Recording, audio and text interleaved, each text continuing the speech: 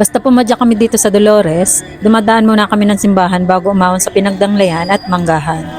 Dahil galing kami sa ahon, namahinga kami dito sa taas bago lumusong. At dahil nga ahon at lusong, kapag may dumadaang sasakyan, bumubusina muna ito para magbigay signal sa kasalubong para safe ang bawat isa. Ganun katarik.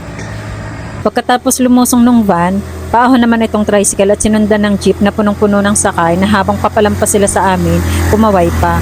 Ganyan ang mga tao dito sa Quezon. Yun, tumirik na.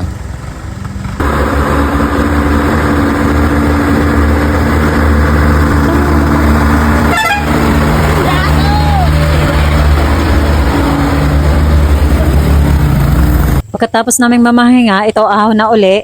Habang chill lang ako sa pagpadyak, hingal na hingal naman si Habi.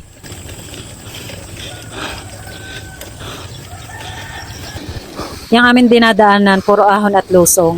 Part ito ng Mount Banahaw. Ang pagkakaalam ko kasi, ang Mount Banahaw ang highest peak sa buong Calabarzon.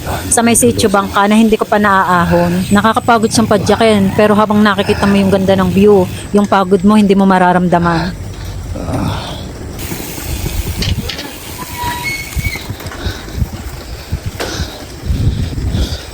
Candelaria na yung bundok na yun. Chillax dyan sa malamig, malilom.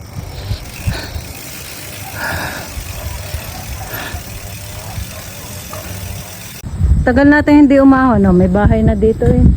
Siyempre ilang buwan niyang ginawa, baka isang taon. Di isang taon din tayo hindi umahon. Baba ha! Ay! Lago lang pala mata. Alam ko ba ang kalsada?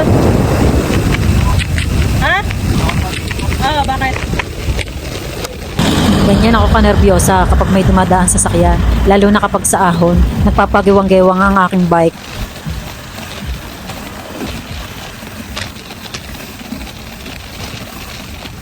Hindi maaaring hindi inom ng tubig.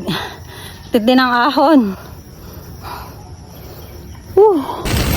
Start na uli ng ahon at lusong. Bang!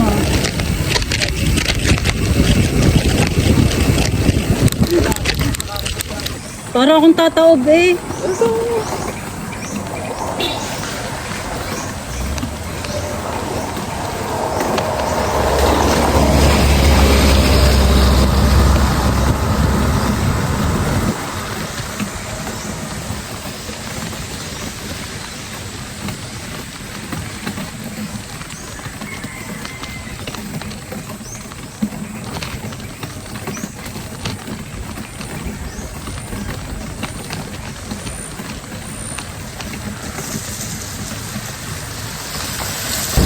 At ito na nga kung kailan malapit na kami, saka pa ako pinisig. O ninervyos lang ako sa mga dumadaang sasakyan.